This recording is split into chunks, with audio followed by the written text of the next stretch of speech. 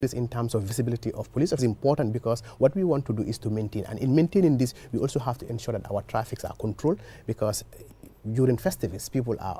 overjoyed, celebrating. Some of them are driving and they'll be overspeeding and all that, so we would see a lot of checkpoints, and the reason for this checkpoint is for the duration for the festivity, because it will help in reducing the speed of people, and also we're seeing so many patrols going on. Like I said, every resource that we have as far as the Gambia Police Force is concerned is activated. The Gambia Police Force composed of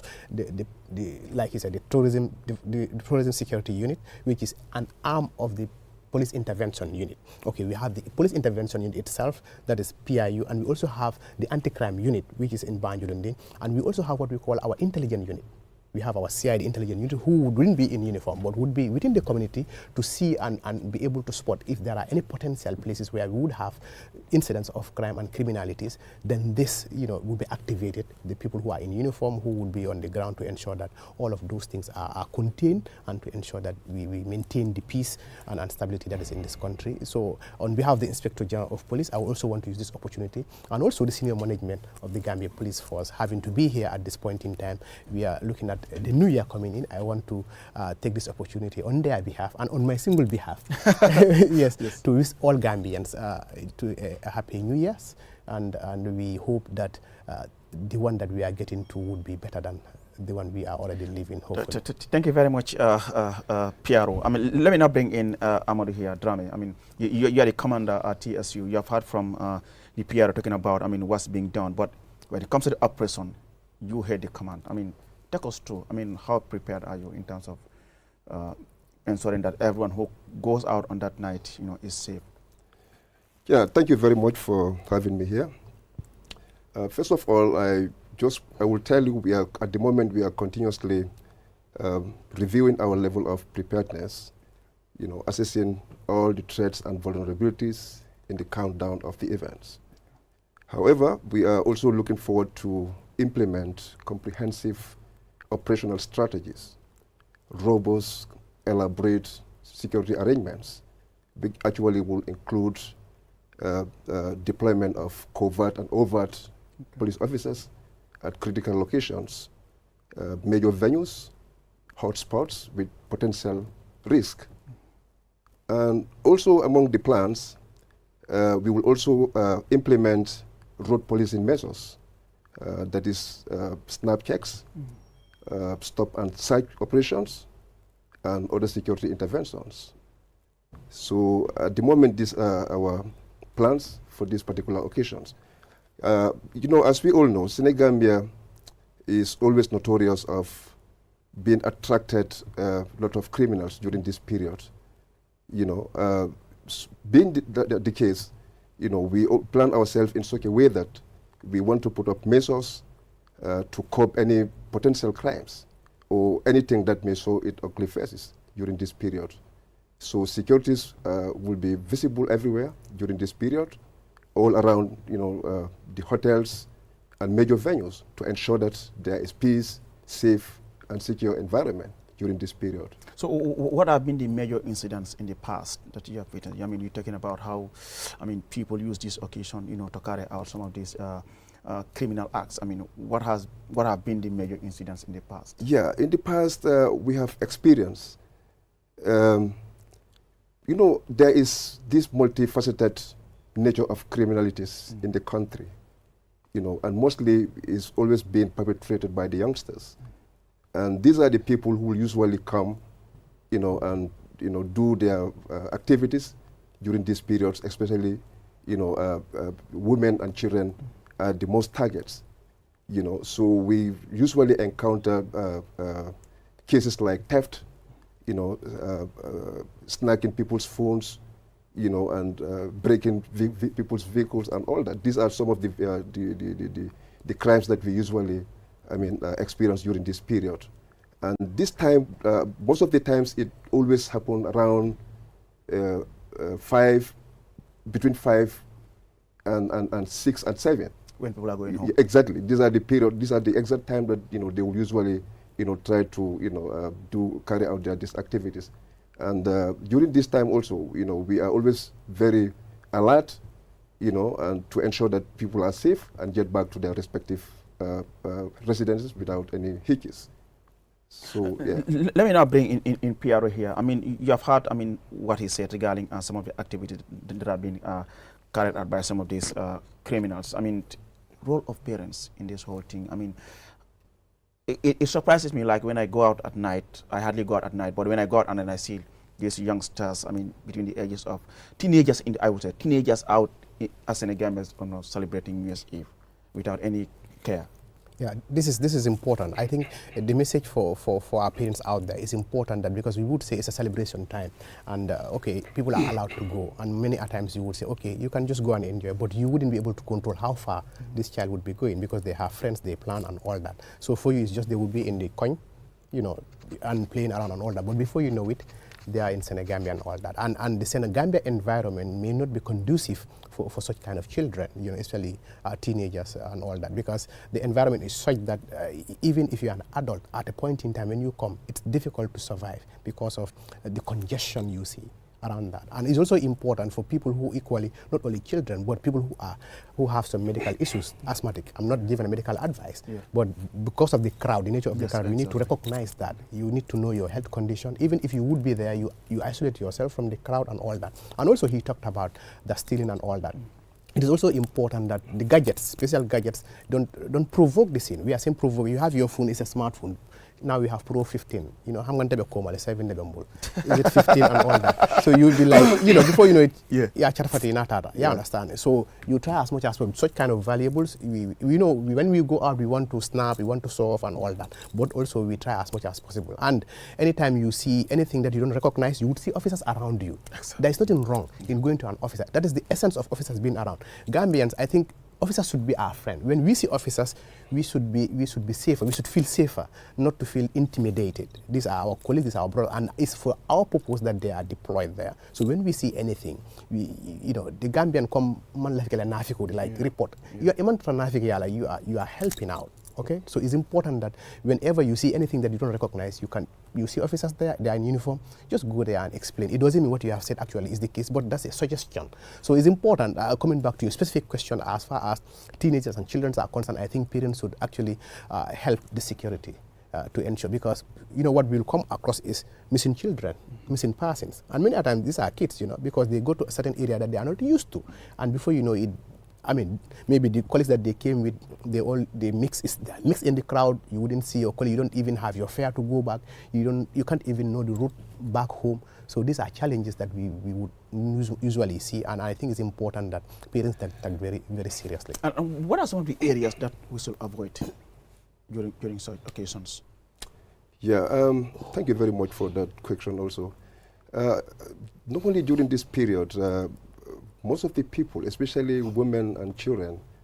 they will not only stop within Senegambia, but instead they will always, you know, choose to go beyond, around the beach, where they will be waylaid by, you know, these criminals, you know, and sometimes we find it very difficult to control people on the beach, you know. So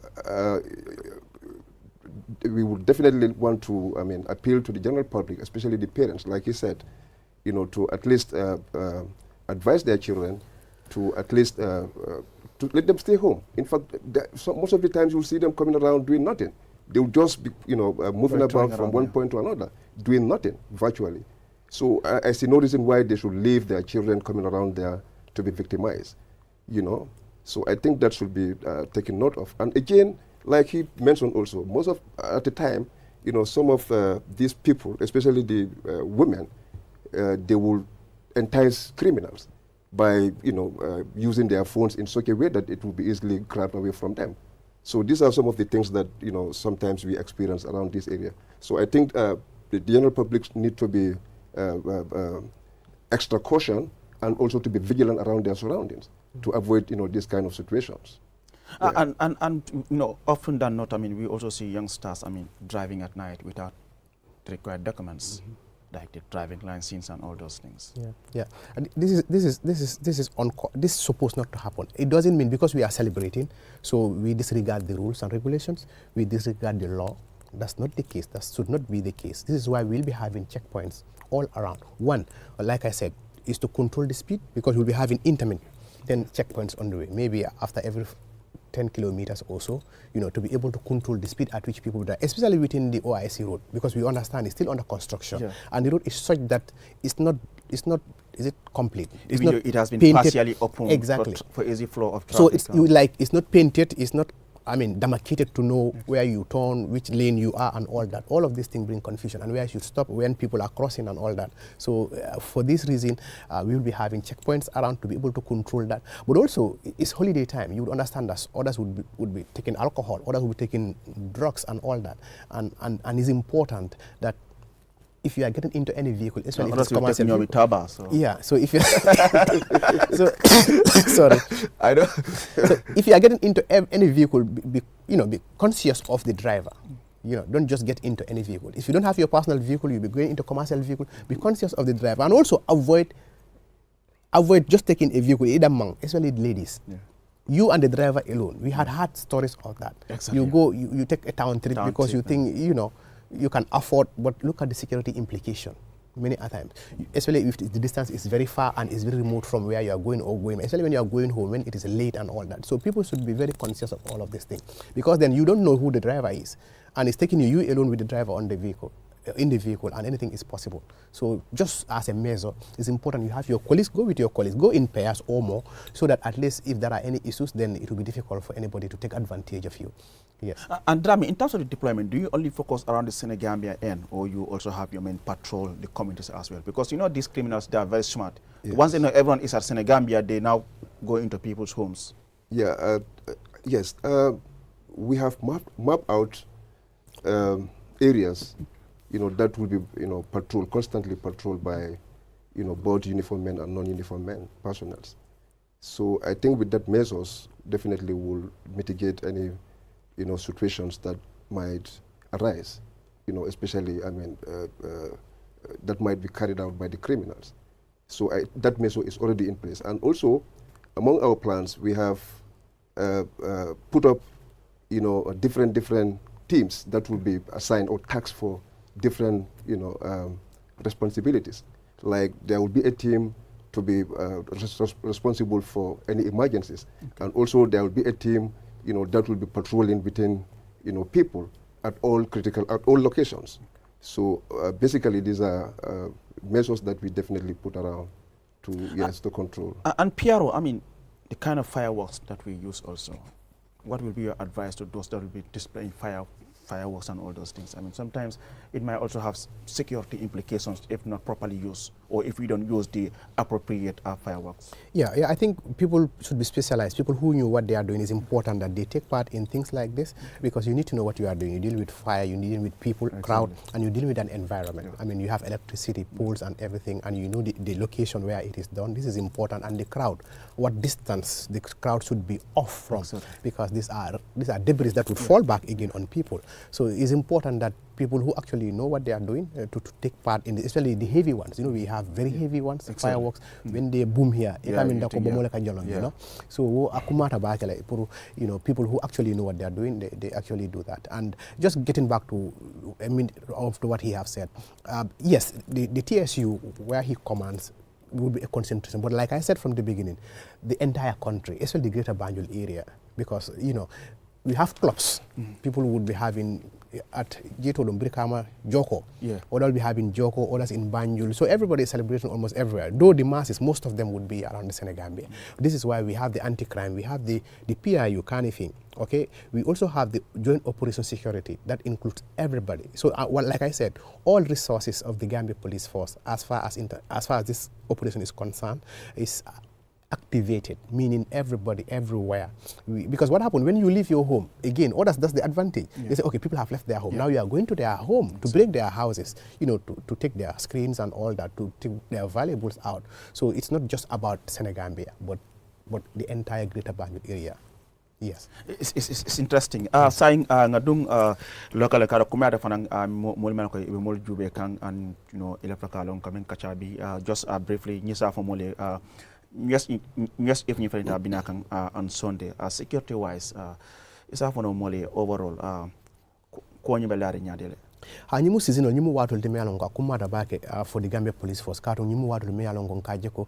mulka fundi bake mo jamal ka fundi nan kana ka dungota ka fume ko nyuyata ka bendu o kono mulka fundi nan ne andon Gambia Police Force la lodu la mento do nyim banko ka wala kaje ko tanko bunda wala hadama dingo niyo anila nafulo ni la fengol be tankala nyame andun ni mulka fundi na ifa wala ka fundi do ni motol le ka fundi nan dol kila fengol do so kono so Gambia Police Force ya jele ko sa wo sanyin ka kala andu e ka sile kaje operation department me yalon ko be sile headquarters Banjul isitale plano ke Gambia fanna bela fem yalon ko police ole la jorangol le ngona hadama dingo te bawlon resources te bang isa make sure ko nyil dungo ke dungo te yalon ko baydi mol la nyantole pour ka funti ka sango nyinta ka bye bye anin ka dota ka bismillah nang so pour mol la hakko ka timmande police nyantole fana ka je ko wolsi wo keno ning tenko kono isa keno ning bunya kono isa keno ning ning security kono so wo kamala police kato ke le fengo fem yalon ko sembo bela bundal da pour ka je ko nyim banko nyin ay continue abe tenkundi nyame annun kaje ko baydi nabe kiri wati menna aka kulle wulu ya fahamle katun dolbe je wol kanyi wato le batu kaje ko sila kuru ya kolke wala ya tinna ikafu bunda menna fo the police intervention wala ka fo e paral lemba lem kan fin ni nyongol wala fo anti crime ba baydi anti crime mo be wolon wala be banjul ni aha do fo burfu fo dum tourism security unit wala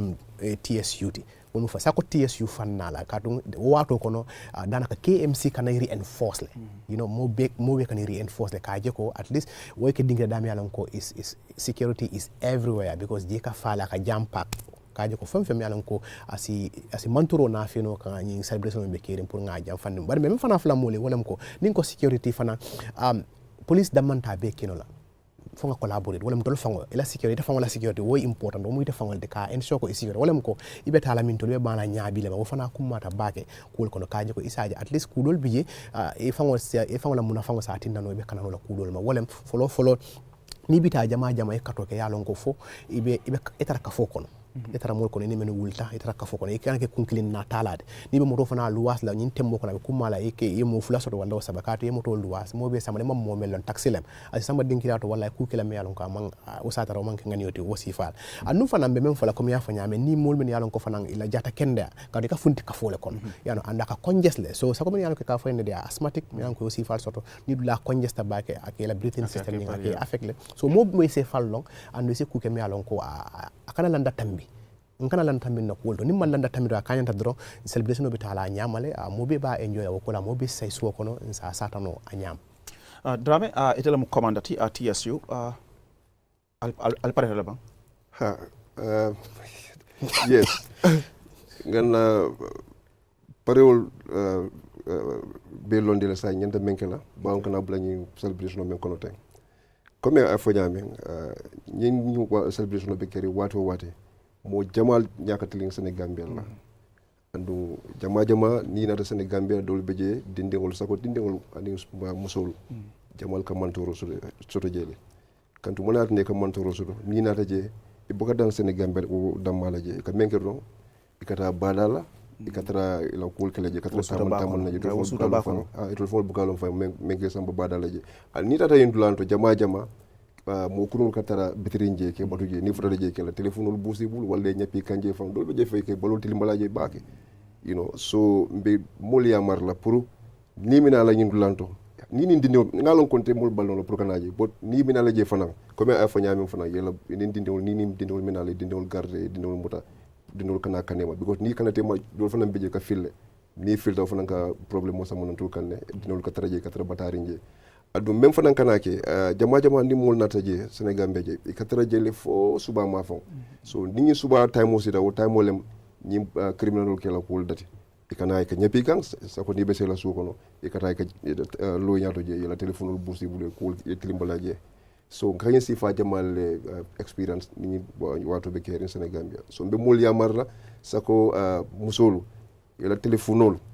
ya garde brol kono comme ya fu nyame nyar komantuno ni tata je musol jama moy kala fle ni telephone be bulu be ni netalo la expensive Samsung phone so kala fi tata dawda la fi fandatal la je andi be fandatal je modo fana mbelore mesula te telephone so wala na criminal kana kala telephone nyapin kay ka borieta andu ibuka operate itol dama mo kilim buka operate yalo say nga jele say ni dindingol ni fere jamal le nata pour que la courriel ke nyame say dama buka operate e ka mo jamal le kala nyokan comme mo lulu mo woro ni do telephone chafati bulu de ngindola o fana de ngindola it's a problem so ite be mo mutala wa ibo mutala de but telephone obitala ibo fola wala anu ni o muta jama ibo kana telephone o ibo kana evidence no ka fo e telephone ni sunya kare ma trouble ñu lem problème molti je be alpha liamar la definitely ye dindewol muta suwo kono sako dindewol ma fo kanana de boti ye muta suwo kono pour kana mantoro soto je so ala operational alka ke nyaadele is it only limited Senegambia ma fa wala so tol yalong tol Senegambia tol marta tubabul membe je bari man marta tubabul fana damale de marta fana mol fana membe ma fa la je so fengo fe yalong ko ye problème mo soto e kanan tol kanne ye la problème mo fonya ngela problème mo ñu solve man traje pour ka tubabul damma ka dem beje pour ka mol be kanta so but ni ñu lumo be keri jama fana tubabul fana nyakalo baka wol kanne pour ka ye ko wol kana mantora but nga même fon na diamo kono commentuno wala mu ñenti nga na parallel na parewol nga dadale comme like police will better rejele police jamal benala police be sale je bag la manke police demanding men benala je because maybe as keno police kemen nani wala kemen dul fang better je andu ñim police will be kono it better uniform molduna dol be je men yal ko te uniform molduna so andu mod dol fum better je men yal ko wala do ko be kala mente nim problème mo so da oda e wol fala be kata bala kata woto ka make sure yo problème ñu solve je dol fana mbeje wol betara murmur na mol kono jël pour que mo ko wol fana souté mol kono ke mbote ke arrest ke sama police station roji so basically wol be kala na do ko de ñu longo abaraka bake Amadou Dramé superintendent commander TSU aning Modou Musa Sisao acting police PRO. We will go with a short break and then you mutanan continue.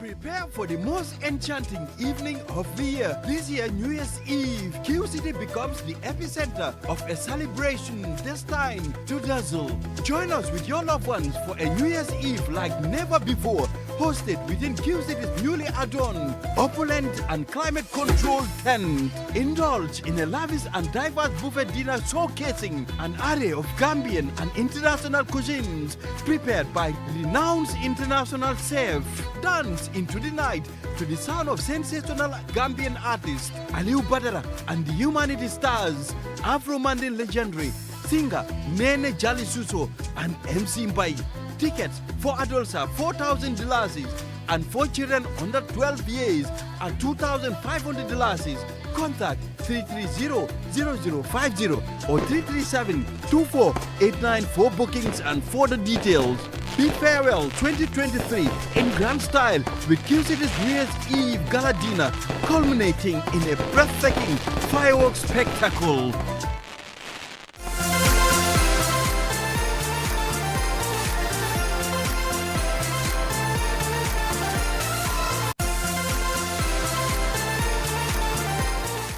Hello viewers, welcome back from that short break. You're still watching QTV, the Gambia's first private TV station, and we're broadcasting from our studios here on Kairaba Avenue. My name is Aliu Sise. Our guest tonight, I have the police PRO and of course Amadou Dramé, who is the commander TSU. We're discussing the security arrangements ahead of the New Year's Eve celebration here in the country on Sunday. Amadou, comment on the FM for comes alka menke prokaji mol mena ko ega kuriya kolke Senegambia nara dandangol teng bari nyali muta alka moneke la. Okay, dinga mol muta meni alon ko ngi muta kuriyal la ke chagle. Okay. So ninge charge ninga comme ni mon fe muta bu because jama buka ni muta comme ni mobile wo sunya ni tuma ko pour mobile wo sunya buka mobile treble comme nga fo nyame tactics to mo jamal le katra operator so ni do ata do di don so ninge muta jama ke muta le ngi samba ngi bula selo ko ngi charge ngi la ko ni investigate so ninga investigate jama bukana long me telephone nyinta because bukana sedo so isi so president nyaaw isko bekele je nyaaw bukana telen ko tele telephone nyinta so ka kembul problem bal but dol fana beje ngawul mutale nga evidence do bulu ni ngawul muta definitely ngawul chagle ngawul samba court wo ngawuleke so but ni lumola nka mol me muta ka siya bakale because na selo ka bel ka fale tep fu nga assemba dula dol to ngata mo muta be yala wala ka yala jolal no selo because mo kuno ka siya bakale kana yesu nyaro ani mo kuno ka siya bakale Piero Yes, ngare ngare yaro sere do de jolal ani nyomi kolu yalla wol kana yesu nyaro la bari Piero comment nga fen ka tianu fireworks ni e ka nyin demba me mala teng ta kunta nyaade nyanta ka mum fireworks values yalla ka fole ka ben ani sun dan dimba ko wolam comme nga fa nyamen dron nalondi man siyaji baki wadan simen fono donc as far as security is concerned akumata baki mom minen ko be fem kela ay ke kuti mi alon ko londo sota fannala baydi dol bije sa ko nyata sere gambia fannala isembo ka wara baki yam petaro dol bije ka fayle ni ka fay silol kan wol mu demande ngolle de bare ni be kering sa ko hotelol bebe nyo saban kan wato kana si kam makan si famo wadde kamera ko bu mol ka jolon nan so be kumala men ya lon ko wolle marlala pour ye mol kacandi men ya ko tara kunna katun fende men aka fetenne anu naka feten aka fen men ka fende ka bawbala men ka janjang aduna ka janjang fana ka tisanto la ka jina mol kan so nyimbe kala kuti me alon ko pour momondi men ba kunna dron asike kuti me alon ko asi diamo mole men ba danda wala anda asike dinkita dame alon ko fana na fetenta ate kurangol mala wala aussi fa men satina no asina kudo wulu me alon ko ima wuli wa kamma ha obu kala kuti ba ke me mol dan la men da baydi celebration be kiri enjoyment be kiri man duwa man la fi fana wo ko lang moy ta man toro soto ji baydi mol nata pour ka e fama enjoy le kila ka wato nyinta ka batuji woto pour ye say wo nyama be duwala pour ye say me la fana ye say kayra kono bari man na enjoyment la wo ko la ina kusoto je me yalon ka sike man torote so be momon ni men yalon ko wala do ko wolti be dan la wala dron isi kato ke wo fanna la baake yes ani ngaye ni wato comme ça honya celebration mo jama ka fenti ni la moto do je e man kaytol soto hani wo hani e ka moto borande solo kan traffic o ni what is the offense offense killing wala membe nun jawle be tarraja hani say ka fo ko celebration be kiri martin na ko moto overload la ka do moto e capacity le soto ko ne moto overload akamunde ka ye dunol la ka tame samano la sina man tora no ay mo be man tora ye celebration be kiri martin na ko moto over speed la le e bor la diate nyamano kan nyam wala tinna be police checkpoint sot la silo kan le silol kambe checkpoint sot la fo mo be passer la mo bol silo kan bari checkpoint siada ha wolem kayrote ka to ni checkpoint man siya mo ka funti nyamen ta manan kunno ni mama nan kunno mina nyor torala bari ni moto borbe borto mo be siade ni moto man e mama nan kunno na kanate ma bita mo le barama le bita mo le fala so wala tinna e be checkpoint be sot la silo ka isi mo si mu nyam fe nyin temben kono baydi ni wato le wato so den dem telekelen telefulala mo si mu nyam fe wato kono checkpoint be siala la police fana be siala bari amanjere mol ke fara amanjere ko kule be keri membe keri ndo wolom kaaje ko mol men yalon ko funti kan pour yela kontan nyayi tandi la celebration ke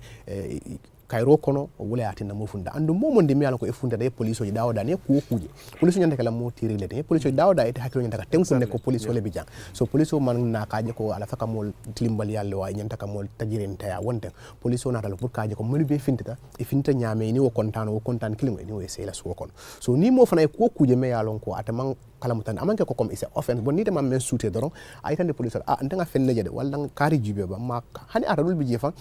me ba man kende ale ya fa ne ko police yi tol kuma fa nyame bol bi jeme ko be tara lori wala kunna ni fa aske no ba ma ko no la pour ka furan dun kita da men ko asi boro sorna wato la wallahi ay makko sota wato la wota be kuma la bake ka je ko me men fola do wolem ko celebration of caring does not mean ko amat min ko luwal men be laare njawul luwal wol bur katale celebration o wato kon hanide luwal men be laare njawul bi janne andu civilized society nyande kala de men ko ngal luwa bunya wo fo celebration de keri mbambe même fala mole wala ko police bi janne be tata silo kanne andi be do ko kala nyanta ka kenyame andu se sabar nyoy ka to ngal ne ko a wato kono ros a wala fankake ya faamlo mol katara korontoring mol katara so abe kumala baake pour mol se sabar nyoy andun ata bayla fo ndole nyo cuncuji bari nsalon ko kafolo yo sabu doro ni obe keri badi ni bila so ko naskeno wata kelela bari ni ko te sabar la don ibayala abina kudo wul me anon ko aman jare ala be mol dan la wala doro pour nga nyoma koy ay ke kuti me anon ko kontano nyi wosi tenteng fo ku kola so commander atol nyin do ko siba nyalka ke monimal ala kolya kuti in the way you deal with people ko mol kale tal nyala munema ala kolya koti okay na kolya bunda ke menti wala mo jama yalon molu ibukantul mako ibaka ni benna loko ibuka police ma ibuka pare pour ka police mako ya yo modol ka traje e kaje molbe kuriyala isi mutano le ni kuriyake isi mutano katabake ba dolbe je ni yake ke nyaka sila ibuka ku ke je pour meatina tul bulo sila no maril kan so bayele menol kuriyake wol ka kana katela hajola isi wo mun la ka kenna ko le bunda bati wati anim fana nga mem foye dindingol dinewol fana woke kembul problem odi bak ni dinewol naati because ni dinewol filter nka batale molbe siare ni dinewol filter e kanan tolle yaaje ay taraje ay tara kumbole je tol bukalo be menkela so jamaje ma woke kembul problem odi so jamaje ma e ka taraje le fujan nim fanike isa nim fano keda maybe tilikiling nim fano keda so banda amari ala molsna ina nyinen kaje den after si dilaje so ko kon na ko le abundati fana anim fana ko be ngam funu nyaato ko mano mol kata badala suto badale kata men naji ni itul damala no mi adne kata badala je o fana mun na ko le abunda dolti because jama nyi dindingol say tulol jata bakle ko ngol jata ni beta wato wadi ni muro le kate bulu wala nyi pepe spray thing and other things jorol le kate bulu so nyi jorol nyi si baramano jele si ko anything kenology anu amanke ko dawoda police katara jel police tataro no la beto so wala na ko mayata pour ye famuta ni programme be daminto dron Sénégal mbelo ma fa ron ye dango damato e kanata badal la daminto lan ko be monto rosot laje so o fana mun na ko le bunda dolte it's interesting sisa legi dinaa indi rek ci kàllaama olof ñu jéem a waxtaan tuuti xam naa ne moom sama Dramé kunnaama bi Dramé kunnaama bi moom olofam bi taxul ko mel wax naa ne yow moom sa olof bi baax na tane la rek yes Piero if baa ngee ñëw I mean ci wàllu security waaw jërëjëf wàllu sécurité dafa doon loo xam ne comme niñ ko xamee rek Gambia Police Force mooy buntu boo xam ne ñoo amee internal security mooy lépp loo xam ne si biir dëkk bi la si biir réew mi la as far as security is concerned Gambia Police Force ñoo ko amee ñoo ko njiital te si kaw loolu noonu lii def saa yu nekk daf dee am at bu nekk dañ dee am lii soo lii nekkul loo xam ne lu ees la si biir dëkk bi te nekkul lu ees la tamit si Gambia Police Force am nañu ay jumtuwaay am nañu ay yoon am nañu ay pexe yoo xam ne teg nañ ko si yoon pour gis ne daal lépp loo xam ne war naa am si diggante bi pour maintain sécurité bi ak peace bi si biir dëkk bi jamono bii nii loolu pour mu mun a sax mun a continuer so si kaw loolu nag the operations department of the Gambia Police Force boo xam ne ñoom si police headquarters lañ nekk ñooñu toog nañ ak seen commissioners regional commissioners ak ay buntu yoo xam ne ñoo amee especially Greater Banjul area yu mel ni TSU mooy tourisme bi sécurité yu nekk tourisme bi ak sécurité yoo xam ne ñu dañ la oo para yi ñu nekk Kanifing ak anti crime boo xam ne moo nekk Banjul nekk ak Brufut ak yeneen buntu ndikte su ne police moom police dafa am ay buntu yu bëri loo xam ne dafa am yoo xam ne duñ si dugga nag ndikte liggéey bi dafa àndaa boobu noonu dafa am ñoo xam ne duñ dee sol uniforme waaye loolu taxut ne ñooñu seen liggéey mooy ne mun a dugga si biir askan gi mun a gisal seen boppa loo xam ne ñoom ñoo koo gis su boobaa ñu mun koo jotale ñoo xam ne ñooy nekk action si ground bi opérative si pour ñu mun a def loolu noonu so loolu yëpp daanaka fu mu toll ni ñu ngi wax ne lépp loo xam ne police bi am na ko si kattan am na ko si resources activate nañ ko te nekkul ne lifin bi dañoo xaar ñu yes la bi ñoo xaar because balaa ñu yes am nañ Christmas understand nga Christmas bi passé na nii understand nga so fu mu nekk nii ñu yes bi ñëw na so dafa mel ni loolu dafaa continuer waaye ñu yes bi moom daf day gën a am doole daf day gën a am doole ndikte dafa mel ni Gambia bi yëpp a dee génn kombokaay lépp yëpp a dee génn ñëw Sénégambia waaye nekkul na Sénégambia rek la sécurité bi nekk sécurité bi si dëkk bi yëpp la waaye Greater Banjul area te tamit dafa am ñoo xam ne ñoom dañoo continuer di patrol nekkul na ñoom dañoo dem fii dafa am ñoo xam ne ñooy patrol si biir dëkk bi boo Serekunda yooyu noonu Brikama ay yeneen because dafa am ñoo xam ne suñ bàyyee seen dëkk ñeneen ñi criminels yi dañoo wax ok ñii dem nañ loolu dafa am ñi di have their individual targets yoo xam ne ñoo xam ne kër bii moom mun naa am xam nga ñoo ngi tane so nga dem nga break génnee télé yi génnee bagage yooyu noonu soo police yi dañoo nekk di so lu ñoo wax askan gi rek mooy nañ na seen xel yi nañ dal ne Gambia Police Force ab jël nañ seen taxawaay bu mët pour gis na daal celebration boo xam ne moo nar a am fii nii mooy ñu yebi daal ñu def ko si jaama ñu def ko si yoon lu ñoo ñaan askan gi rek mooy ne suñu sécurité tamit du Gambia Police Force rek du ko mun ndikte sécurité lu gën a am solo mooy yow mi sa boppa da nga seetlu sa boppa because security sa boppa is your personal responsibility first police lu ñoo def rek pour jàppale la waaye yow da nga mun a xam lu mel nii benn lu ñoo ñaan nit ñi mooy ne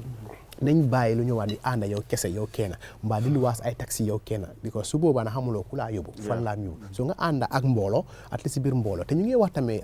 suñ yaayee ak suñ papa yi su nekkee dañoo ànda seen xale yi loolu du problème waaye nga bàyyi xale rek mu génn demal boppam xale boo xam ne nag mun na am musta ñëw boori Sénégambia musta génn da ngaa foog ne si koñ bi la moo em waaye fekkee de dem na yoonam so loolu tamit ñu mun koo bàyyi xel trop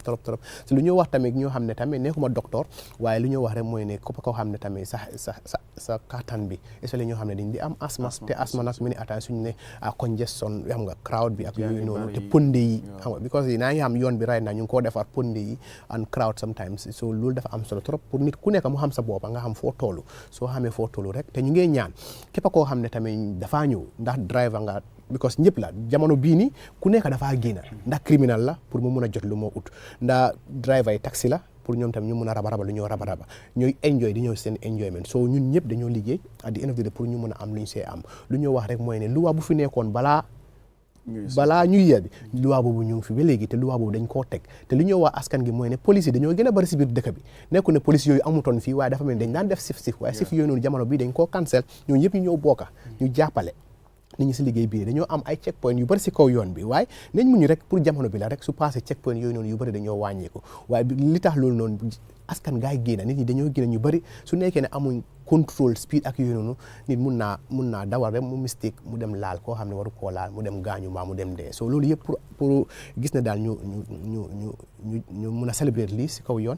checkpoint si dañoo bëri police yi dañoo gën a bëri te police soo gisee police rek nit ñi seen xel bi dafa war a dal ndig te police dañ génn pour gis ne daal askan gi mun a génn enjoy seen enjoyment understand nga so si kaw loolu noonu ñu ngay ñaan lépp loo xam ne nit gis na ko foo munti nekka loo xaamee wut rek police bu nekka bu na gën a jegeñ dema si moom nga ne ko saa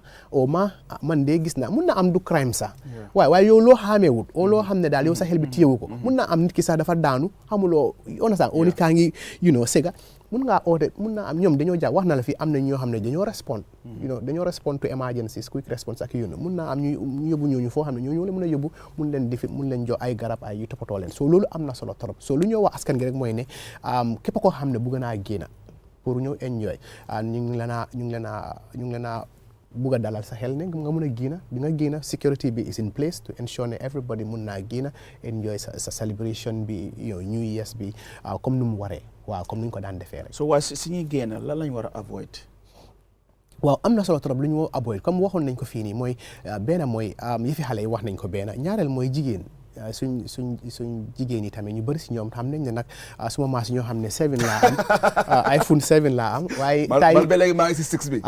tay nag dafa ba léegi dama ko bàyyi si biir baag bi rek man moom ñene yaa ngi maa ngi si 6 ba léegi dégguloo maa ngi digga tay ay 15 la 15 pro ay yooyu noonu so 15 pro bi sometimes 100,000 plus guys dañ ko ñi fi rek understand nga comme ni mu ko waxee fii te sometimes dafa difficult comme ni mu ko waxee ay groupe la léegi because business la xam nga criminal bi business la de understand because xaalis la nga sàcca dara nga dem nga jaay ko ay 30 40 loo xam ne nga ko jaay 100 plus yow nga jaay ko 10 15 yow dina dem rek understand nga so loolu yëpp ñu ngi ko bàyyi xel trop suñu sista si ñu mun a jàppale seen boppa seen bagage yoo xam ne dafa expensive let them not expose themselves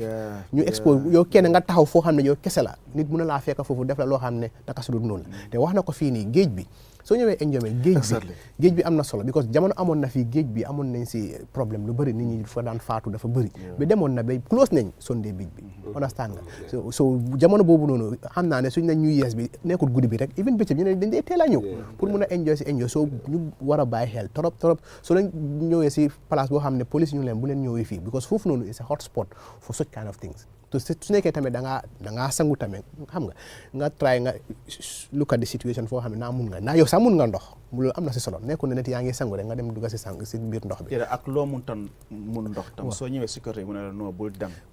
moo gën I think loolu am na solo trop loolu dafa bokka rek pour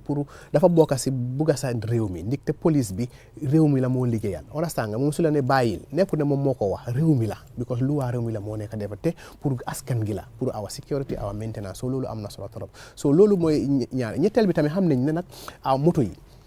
moto yi dafa am ñoo xam ne nag enjoyment la ñu dañoo naan sangara dañoo tux dañoo laal bagage yi understand nga jina baas yi ayu sew yi so loolu tamit am na solo trop sooy dugga si biir moto especially commercial nga bàyyi sa xel moto boobu noonu understand nga avoid benn te loolu am na solo trop te suñ sista yi especially lu la ñu waay sista yi because ñoom they are vulnerable exactly nekkul ne waaw sista yi rek la dafa am koto yoo xam ne ñoom mooy loolu waaye xam nga rek many atam sista yi lañ dee gën a mun a attaque te mu ngi doon wax tamit ñu bëri nag dañ dee mun a nekk foofu noonu ba guddi bés daanaka suba yow yaa ngi ñibbi yow kenn so at least yaa ngi rek sa boppa suñ gisee yow kenn yaa ngi amee baag xamuñ lu fa nekk mun naa am tisu rek moo fa nekk wala sax ñu dem xam nga def la noonu gaañ la jël baag bi fekk dara nekku fa so loolu yëpp lu ñoo wax rek comme mooy ne nit ñi nañ bàyyi seen xel si seen boppa bu ñu fàtte seen boppa understand nga te enjoyment lañ def waaye enjoyment boobu tamit waruta tax bi nga def naka su dul noonu so ñoo leen di téye ñi nga xam ne ñoo leen def some of these criminal acts soo leen téye nit ñi loo leen di def gars yi foo leen di yóbbu comme ni nga ko waxee TSU si boppam mooy tourism security bi am nañ station police station la station nag am na ay seel Sénégal bi am na ay seel képp koo xam ne def na loo xam ne àndut ak loi lu munti doon lu munti doon la àndut ak loi te teg nañ la loxo dañ laa yóbbu foofu noonu ñu charge la suñu la charge ñu def la comme loi nu mu war guddi boobu noonu mun naa am duñ la mën a yóbbu court waaye mun nañ laa def si seel bi suba boobu noonu ñu process la soo waree dem court dañ laa yóbbu court comme ni mu ko waxee si lu bëri ay sàcca moo dee gën a bëri si lu gën a bëri ay sàcca because mooy loolu sàcca bi mooy dafa yomba because moto yi la ñeneen ñi dañoo toj weeri moto yi understand nga because da nga fa gis dara moo tax nag doon put bul invite understand nga def baag si biir moto ku ñun mu ñëw dafa kumpa lan moo nekk si baag bi ndaa xaalis la ndaa lii la ndaa la or something valuable ma sàcca ko ma yóbbu ko understand nga so even su nekkee da ngaa façon yoon bul sori sa moto bi waaye comme celebration su moo dem ku nekk xelam bi daf dee génn sa attention bi yëpp loolu la neex understand so yow sa attention mu ngi si lifin bi rek si fireworks si rek sa waay mu jël sa wallet bi understand so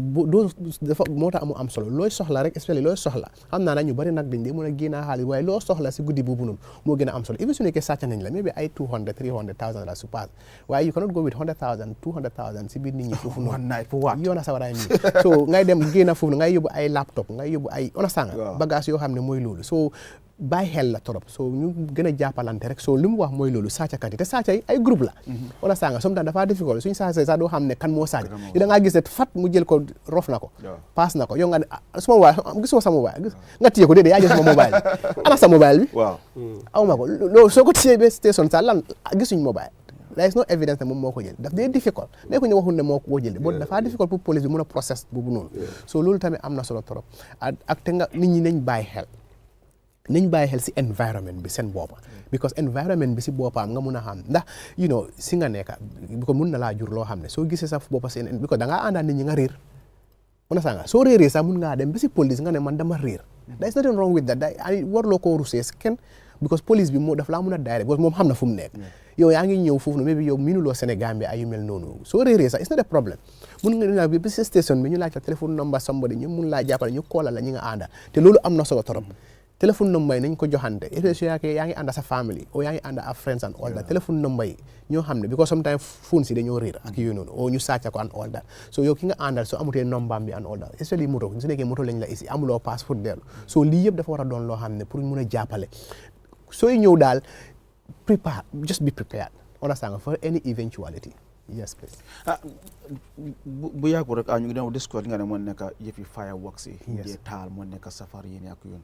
yan façon fireworks lañ war a use parce que loolu dafa am solo xam nga man li ma yu bari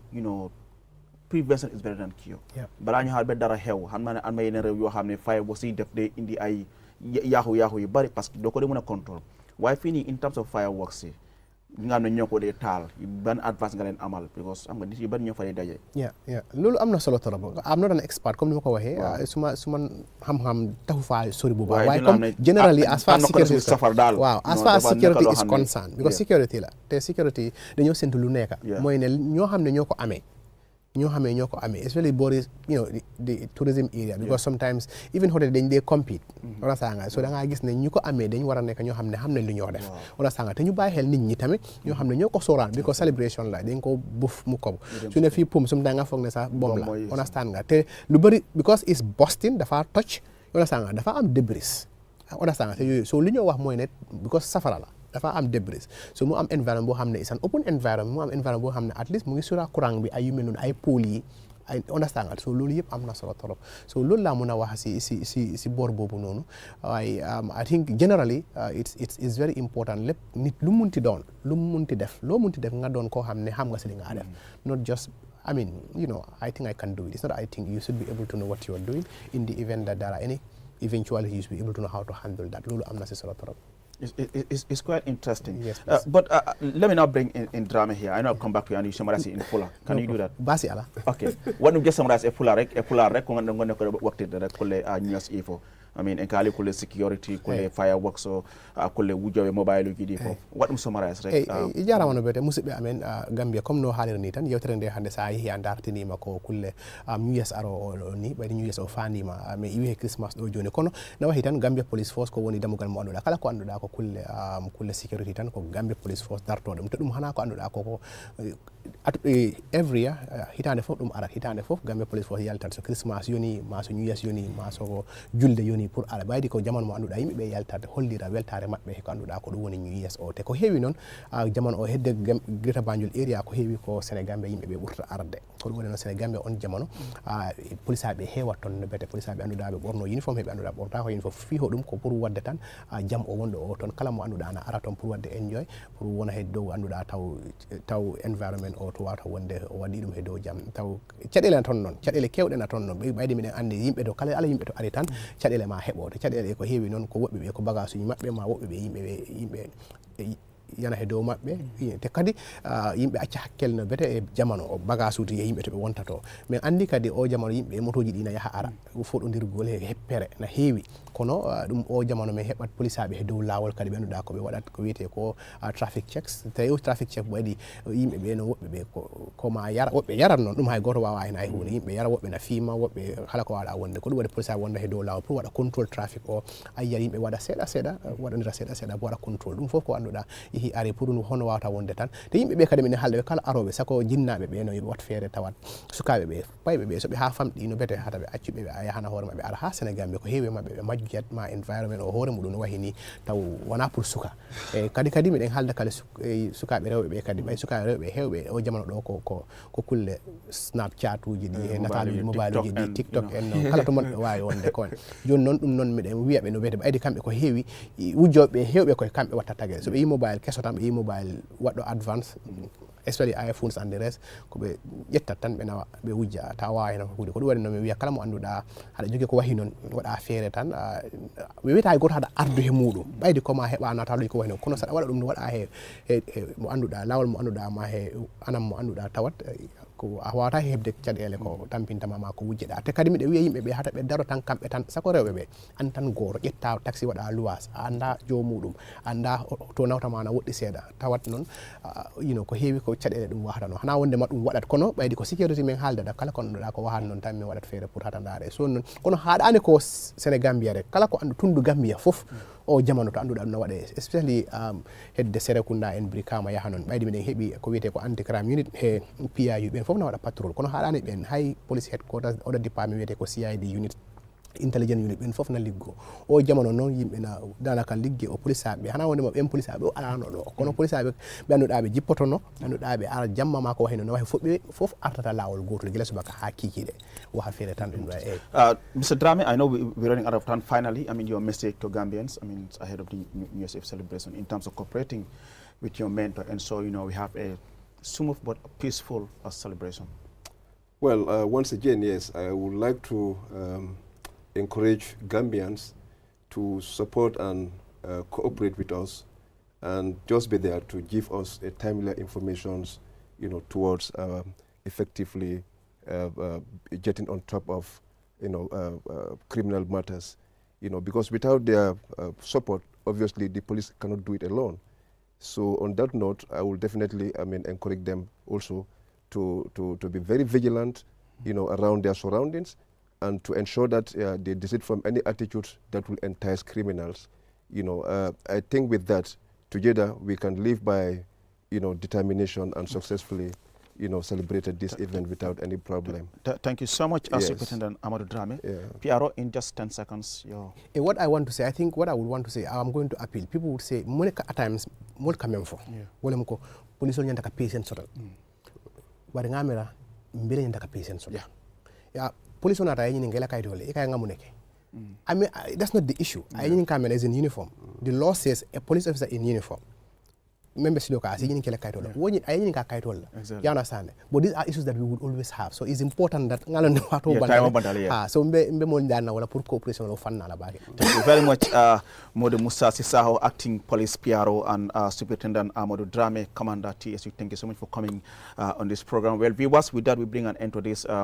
special edition on the New Year's Eve traffic. We were discussing, the New Year's Eve celebration as far as security is concerned. On behalf of everyone here at QTV, from the senior management of the Q Group, from the chairman Mohammed Jah down to everyone here that works at QTV, we wish you all a happy and prosperous 2024 New Year, and we wish you all the best and keep watching QTV. Bye-bye from me and the entire team. Ciao. Good night.